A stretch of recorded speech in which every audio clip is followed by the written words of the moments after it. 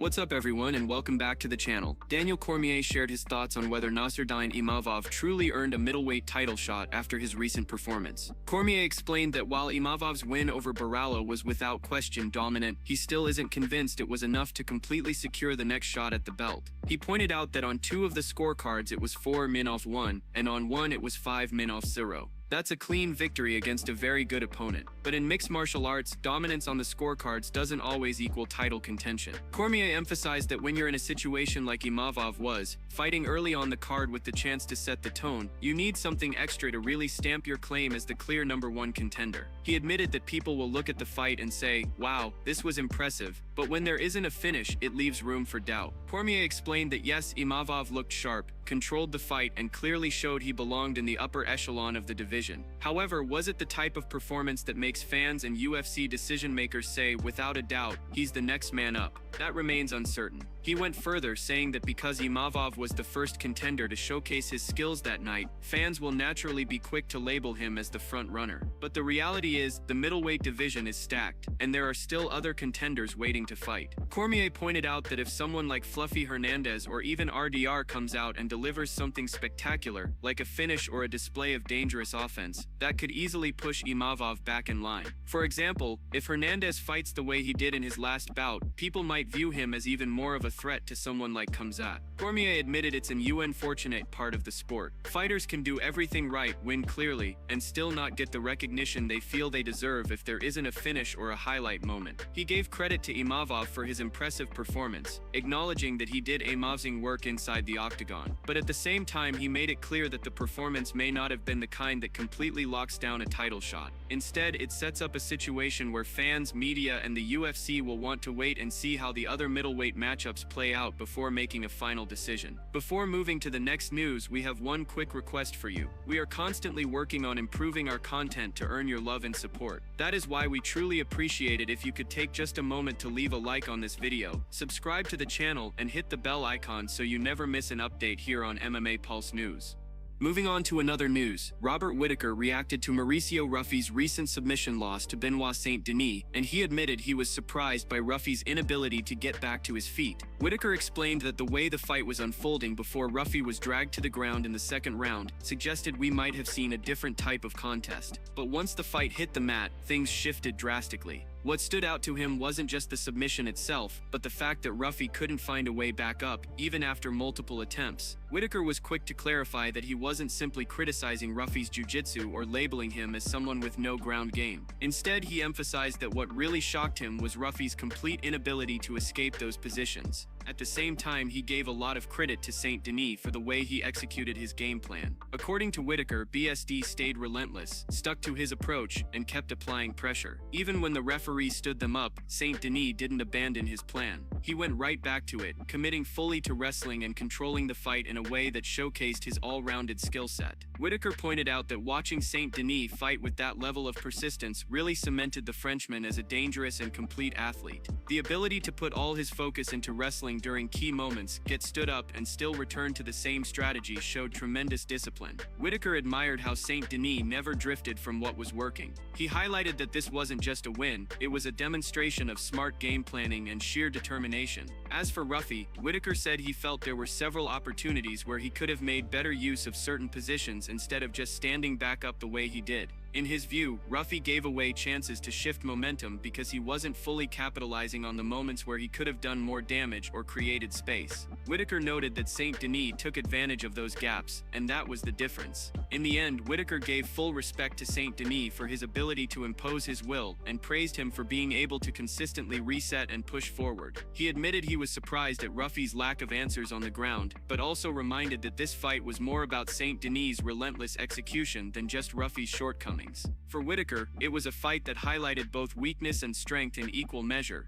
Moving on to another news, Conor was seen FaceTiming with Elon Musk today, just days after Elon publicly showed his support for Conor's shocking announcement that he would be running for president of Ireland. The interaction quickly made headlines after Conor posted a screenshot of the call on his Instagram story, instantly grabbing attention across social media. Conor followed up the post with another story, where he wrote, "This is Superman level, folks," making it clear that he saw the moment as something iconic. For Conor, who has always embraced the spotlight and thrived on building larger-than-life narratives, narratives. This was yet another way of showing how far his influence stretches beyond combat sports. The FaceTiming moment also highlighted how much crossover appeal both men carry in their respective worlds. Elon, one of the most influential figures in tech and business, connecting with Conor, one of the most polarizing and successful figures in MMA, created the type of buzz only two global powerhouses could spark. Fans quickly began speculating about what the two might have discussed, ranging from politics to business or even future collaborations. For Conor, this comes at a time when he is not just focused on fighting, but on expanding his legacy into new arenas. His presidential run announcement already sent shockwaves across Ireland and beyond, and now having Elon's backing adds an extra layer of credibility and star power to his campaign. The call itself may have been brief, but the imagery of Conor and Elon connecting face-to-face over video was enough to dominate headlines. It was the kind of surreal crossover moment that only adds to Conor's reputation for making every move feel bigger than life.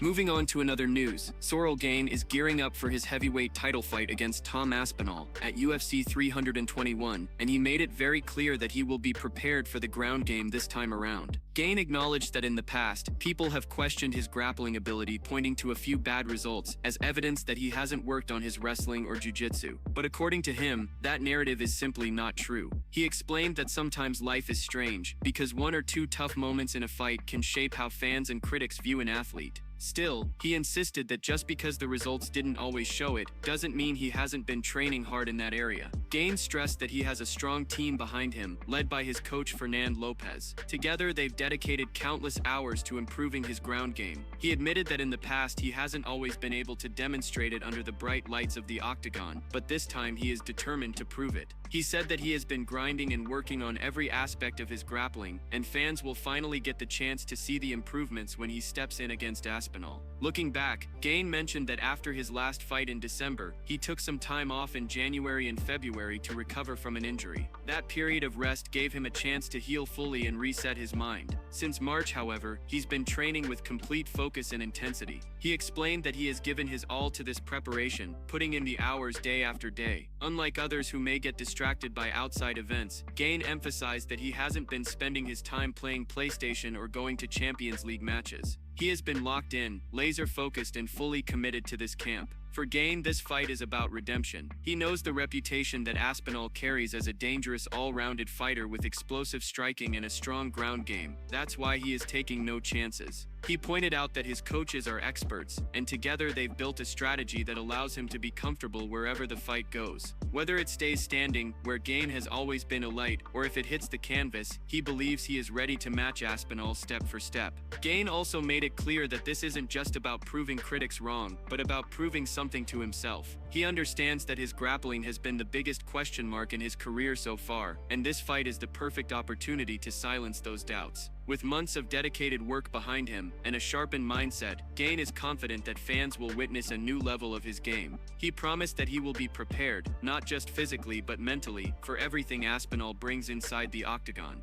Moving on to another news, Nassourdine Imavov delivered a huge performance in Paris, defeating Boralho in the main event of UFC Fight Night, and immediately setting his sights on UFC middleweight champion Khamzat. Fighting in front of his home fans at the Accor Arena, Imavov put on a composed and calculated display, controlling the distance and dictating the pace with sharp boxing and constant pressure. The judges scored it clearly in his favor, with scorecards reading 50-45, 49-46, and 49-46, giving him a unanimous decision and marking his fifth straight UFC victory. Imavov entered the bout as the number 2 ranked middleweight, and while the performance was dominant, he admitted afterward that he was a little disappointed not to secure the finish. He had planned to end the fight inside the distance, but despite his best efforts, Boralho managed to survive to the final horn. Even so, Imavov was quick to remind the world what he believes is next for him. In his post-fight speech, with the Paris crowd roaring, he called out Khamzat directly. He shouted, "I am next." Boralho was unbeaten for 10 years. "I just beat him, and I beat him with style. I need to be the next one to fight for the UFC middleweight title." The crowd erupted as he made his case, leaving no doubt that he sees himself as the rightful challenger to the throne. For Boralho, the fight marked his first loss inside the UFC. Coming into the contest with a strong record and a reputation for finishing fights, 62% of his wins had come by knockout or submission. He simply could not find the right openings against Imavov's well-timed pressure. After the fight, Boralho showed nothing but respect, acknowledging the level of his opponent. He admitted, "Thank you, Nassourdine, for the respect. I think he was the better man today. He was very fast, as I was expecting. He did very good in the fight, and I couldn't really adapt my strategy." Boralho went on to say that he wanted to make the fight entertaining for both the fans and the UFC, so he chose to strike with Imavov rather than play it safe. "I tried to strike with one of the best strikers in the world, and that's what you guys saw, a great war," he added. Despite the loss, his words showed humility, and he credited Imavov for being one of the toughest tests of his career. In the end, the night belonged to Imavov. The victory not only strengthened his position as a true contender, but also put even more heat on the middleweight division, with Khamzat now firmly in his sights.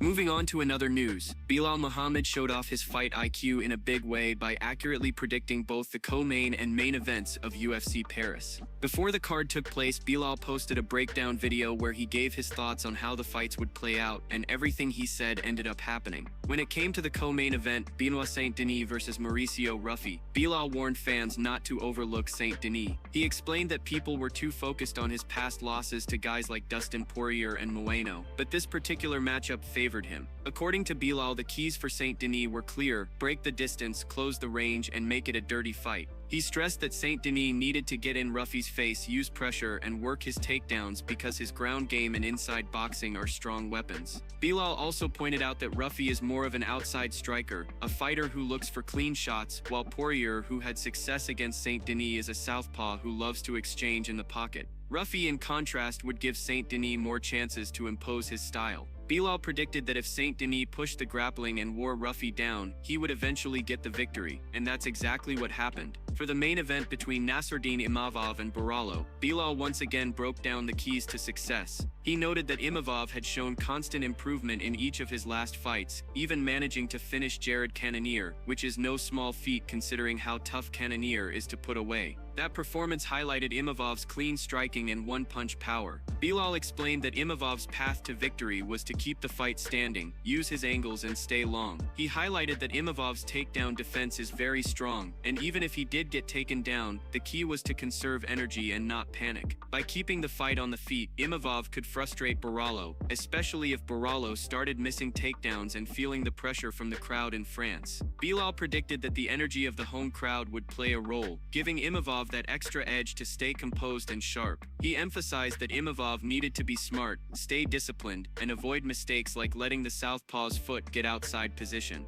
If he did all that, Belal believed Imavov would get his hand raised. Sure enough, Imavov delivered and came out on top, just as Belal had called. In the end, Belal's predictions showed not just his understanding of styles and matchups, but also how deeply he studies the game. To call both fights correctly, down to the strategies that unfolded, proved once again why his fight IQ is highly respected across the sport.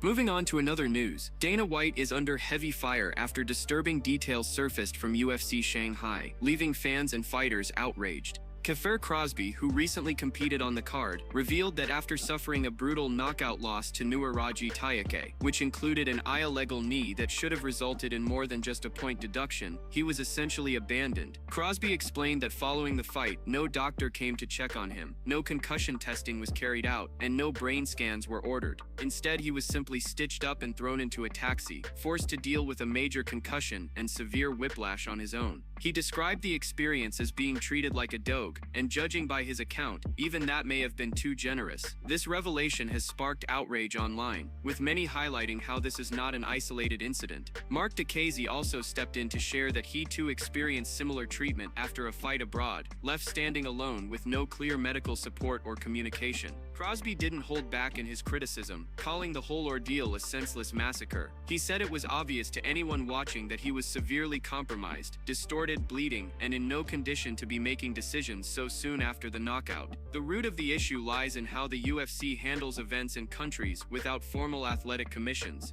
In these cases, the UFC acts as its own regulatory body, following Nevada State Athletic Commission policies. But as fighters like Crosby point out, those guidelines do not always cover real-time fighter safety, leaving athletes dangerously exposed. Crosby went further on Instagram, laying out exactly what happened. He wrote, "No doctor checked on me after the fight. No brain scan organized, no concussion test or questions asked how I was doing, no medication given, even though I had a major concussion and whiplash. Just stitched up and effed in a taxi, and good luck. Nobody gives a bollocks. It's a sick one. "We put our lives on the line every time, and to be treated like a dog is disgraceful behavior." He added that anyone watching the clip could see he was clearly distorted from the knee, with blood in his eyes, and in no state to be moved so quickly. Now, with the story spreading across social media, the UFC is facing serious backlash, and Dana White is in the hot seat as calls grow louder for the organization to prioritize fighter safety when taking events around the world.